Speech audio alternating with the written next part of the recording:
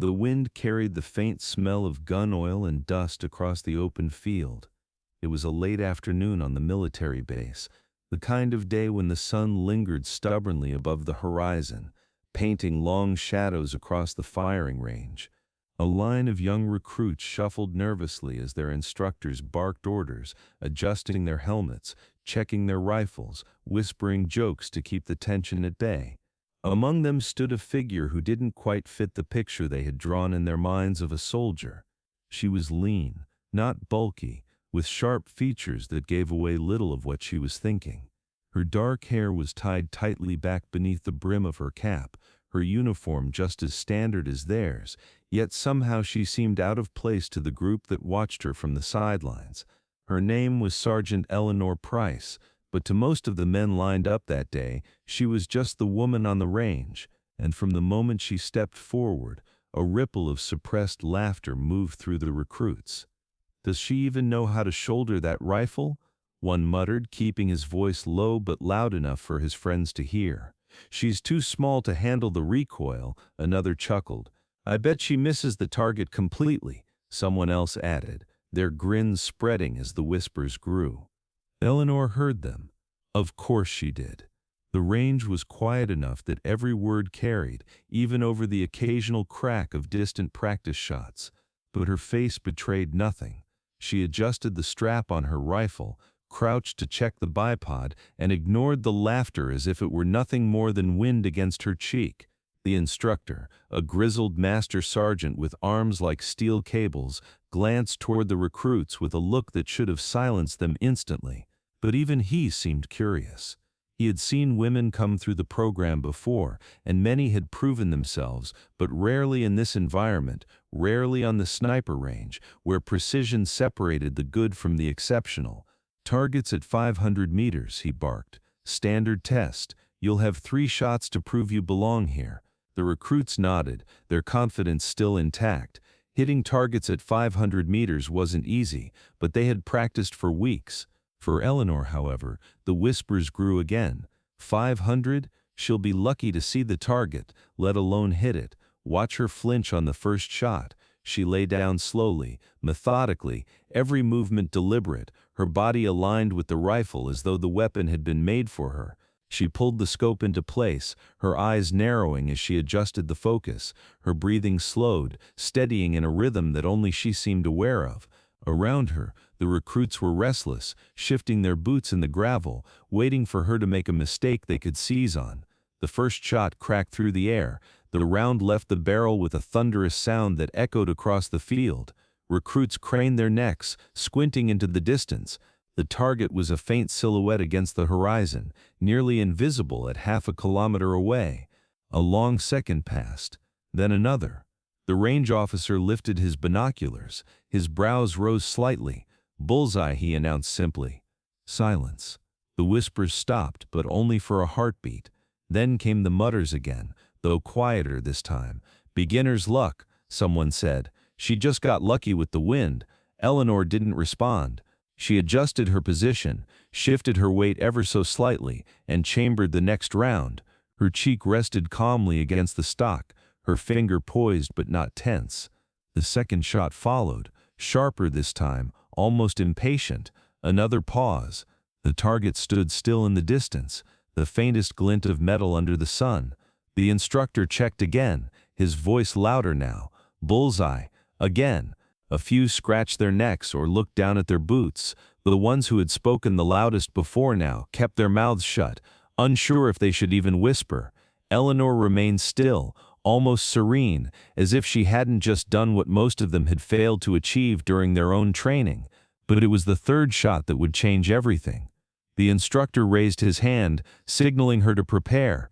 This time, however, Eleanor adjusted her scope differently. She shifted the dial, her eyes narrowing as she looked beyond the 500-meter target. Her finger tapped lightly against the rifle's stock as if she were calculating something in her mind. "Sergeant Price," the instructor called. "Target is 500 meters. You may fire when ready." But Eleanor wasn't aiming at the 500-meter mark anymore. Her crosshairs had moved further, locked on a silhouette almost twice that distance away, a target most of the recruits hadn't even noticed. hidden near the edge of the tray line at nearly 900 meters. She exhaled slowly. The shot rang out. For a moment, the world seemed to hold its breath. The recruits squinted again, murmuring in confusion. That wasn't the target. She had aimed further, beyond what was required. Some smirked, certain she had finally made her mistake. But then, almost imperceptibly, the distant silhouette jerked. The faint metallic sound of impact echoed back seconds later. The instructor lowered his binoculars slowly. His mouth opened slightly, as though even he wasn't sure he had seen correctly. Then he looked at the recruits, his voice carrying across the range with unmistakable weight. 900 meters, dead center. The silence that followed was different this time. It wasn't mocking or doubtful. It was heavy, filled with something close to awe. Eleanor lowered her rifle, her movements calm and deliberate. She stood, dusting the gravel from her uniform. Without looking at the recruits, she slung the weapon over her shoulder and walked past them. Her expression never changed, calm, steady, almost detached. But the recruits' faces told the story.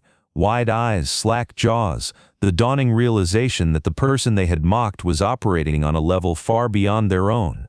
No one laughed, no one whispered. For the first time since she had stepped onto the range, there was nothing but silence. And in that silence, respect began to take root. The recruits lingered after the exercise, their rifles hanging loosely at their sides, but their eyes fixed on the path Eleanor had taken as she walked away. The laughter that had filled the air minutes before was gone, replaced by something far more powerful, silence thick with unspoken questions. For many of them, it was the first time they had seen a demonstration of skill that simply didn't fit inside the boundaries of their training. The range, the targets, the scores, they had been taught these were the measures of a soldier's worth. Yet in 3 shots, Eleanor had redefined all of it. The instructor, Master Sergeant Cole, broke the stillness. He cleared his throat, then barked the order to reset targets, but even his voice carried a different tone now. There was no casual command in it. There was weight, almost respect. "Sir," one of the recruits finally asked, his voice hesitant, "who is she?" Cole didn't answer right away.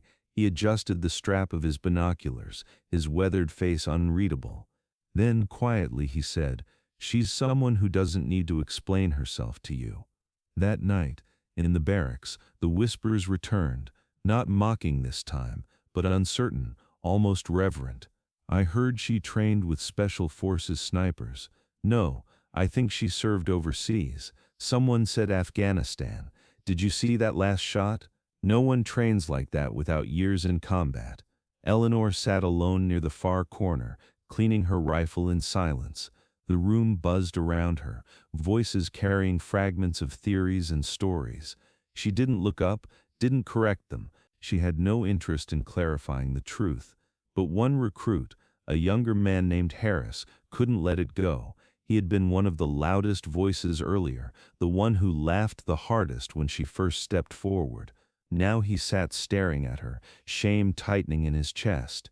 After a long hesitation, he stood and walked toward her. "Sergeant Price," he said, his voice low. She didn't look up. "Yes? I wanted to apologize for earlier." He shifted uncomfortably, his hands gripping the edge of the table. "We didn't know. I didn't know." Finally, Eleanor raised her eyes. They were steady, calm, the same eyes that had peered through a scope at 900 meters and found the center of a target. "That's the point," she said softly. "You're not supposed to know." Harris frowned. "What do you mean?" Eleanor set the rifle down, her hands resting gently on the polished stock. For a moment, she seemed to consider whether to say anything more. Then, with the same measured calm she had shown on the range, she spoke. "Not all soldiers carry their history on their sleeves. Some carry it in silence. The ones who talk the least often have the most to remember." Her words sank into Harris like lead. He didn't know what to say, so he simply nodded and stepped back, leaving her in her quiet corner. 2 weeks later, the recruits were scheduled for a long-distance field test. Targets at staggered ranges, simulated stress conditions, timed intervals. It was the kind of test designed to break confidence and expose weaknesses. The recruits lined up nervously, adjusting scopes and muttering about wind speed. Eleanor, once again, stood apart, preparing her rifle with the same quiet precision. This time, however, no one laughed. No one dared. When the test began, the recruits fired in hurried succession, rounds echoing across the valley. Instructors walked the line, marking scores, shouting corrections. Harris struggled with his breathing, his shots scattering outside the center ring. Frustration grew, and sweat dripped down his brow. Then, from the far end of the line, Eleanor fired. One shot, crisp, measured. A long pause, then the faint clang of impact at 1,000 meters. Every head turned. "Confirmed hit," the instructor said through his radio. His voice carried a note of disbelief. She fired again, then again, each round precise, unhurried, cutting through distance as if it were nothing. By the time the exercise ended, Eleanor had placed every single round inside the smallest scoring ring. Perfect. The recruits didn't cheer. They didn't clap. Instead, they stood in stunned silence, their respect deeper than any words could have expressed. That evening, Harris approached her again. "How do you do it?" he asked quietly. "No one else can shoot like that. What's your secret?" Eleanor cleaned her rifle slowly, the motion almost ritualistic. "There's no secret," she said. "Just years of practice, mistakes no one saw, and lessons paid for in ways I wouldn't wish on anyone." Harris hesitated. Combat. Her eyes flicked to his, sharp as the crack of a rifle shot. Then she looked away, her hands never stopping their work. "Some things aren't meant for stories," she said.